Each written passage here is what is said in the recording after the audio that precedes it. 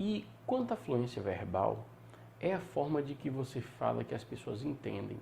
Fluência verbal boa é você não ter sotaque, é você não ter gírias, é você não falar cantando, não falar arrastado, não falar devagar demais, tá? Fluência verbal é a forma que você fala que as pessoas entendem. Boa dicção é a forma que você fala cada palavra, sem ser embolado ou coisa parecida, certo? Ter um tom de voz natural e evitar sempre gírias e palavrões. Olha, pessoal, a sua boca tem que ser santa. Você não pode atender as pessoas por telefone ou pessoalmente de forma nenhuma com gírias, com palavrões, com vícios de linguagem, né, aham, sim, nada disso. Tudo que você fala tem que ser usando palavras. Além disso, você tem que ser uma pessoa desinibida, simpática, carismática.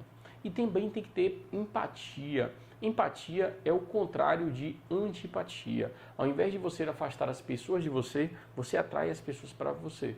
Tá? Você faz com que as pessoas se sintam felizes em estar falando com você, que elas confiem no que você está falando, que ela confie no seu trabalho e a partir desse momento ela saiba que está sendo atendida por um profissional de verdade. Ter uma boa postura e ser uma pessoa prestativa sempre.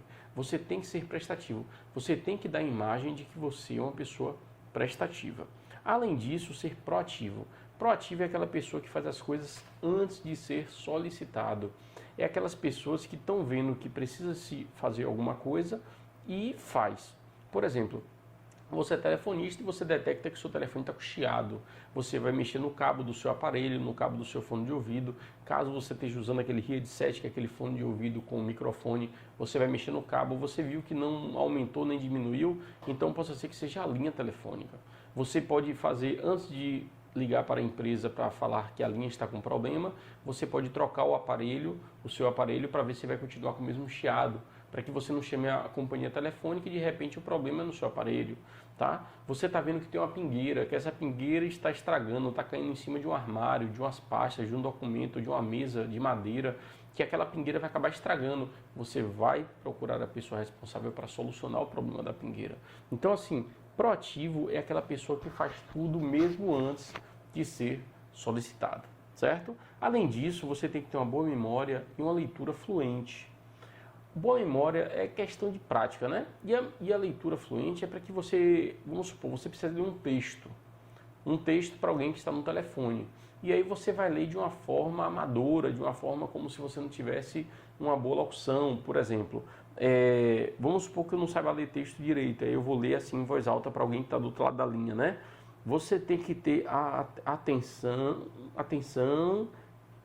cortesia, esse tipo de leitura é uma leitura amadora. São as pessoas que não estão acostumadas a ler em voz alta. Então você tem que praticar isso. Você tem que ler alguma coisa como se você estivesse falando com a pessoa de maneira natural.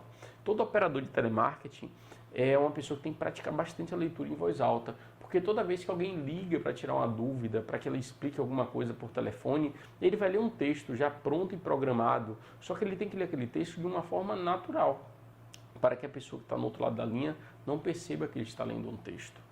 Uma outra coisa é ser organizado e disciplinado. Todo o seu ambiente de trabalho tem que ser organizado e você tem que ser disciplinado em tudo que você faz. Isso mesmo, disciplina na hora que você chega no horário, disciplina na hora de sair, já programar as coisas que tem que fazer no outro dia, caso você tenha algumas tarefas a mais do que sua telefonista. Você tem que ser uma pessoa disciplinada em tudo. Atender o telefone da mesma forma do início ao final, dizendo sempre o nome da empresa, nenhuma saudação. Tem empresa que não quer que você se identifique. Por quê? Porque eu já te falei, a telefonista é uma pessoa que não resolve nada. Ela transfere a ligação, tá? E então, para que você vai se identificar? Ninguém precisa te conhecer. Precisa conhecer a empresa e o setor com que ela quer falar, certo? Além disso, você tem que ser uma pessoa otimista e entusiasmada, sempre para cima. Olha, telefonista, recepcionista, o ideal é que tenha sempre um espelho sobre a mesa. Para toda vez que ela falar com alguém, ela falar sorrindo. Quando ela vê que ela está sorrindo, a voz dela sai melhor.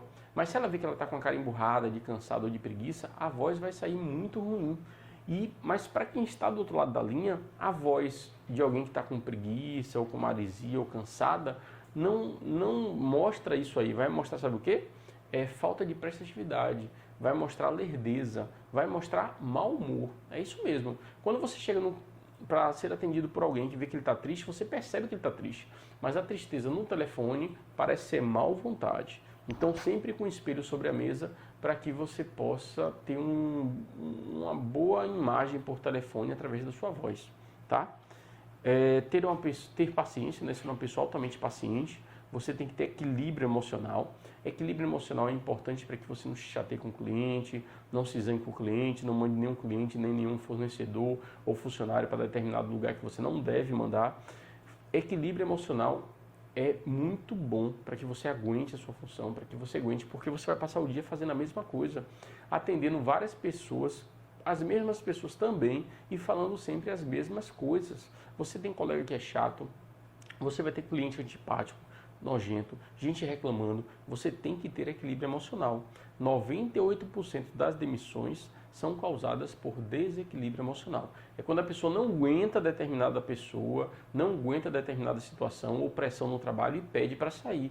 Isso é desemprego por desequilíbrio emocional. Você tem que ser uma pessoa equilibrada, aguentar seus problemas e os problemas da empresa. Afinal de contas, você recebe para isso, certo? É melhor você ter equilíbrio e ficar empregado do que ter desequilíbrio e perder seu emprego e a sua vaga de trabalho. Saber ouvir. Sempre que você ouvir alguma coisa do cliente e não entender, pergunte para que você entenda melhor. Senhor, o senhor poderia repetir para que eu entendesse melhor? O senhor poderia repetir mais uma vez porque eu não entendi, não compreendi.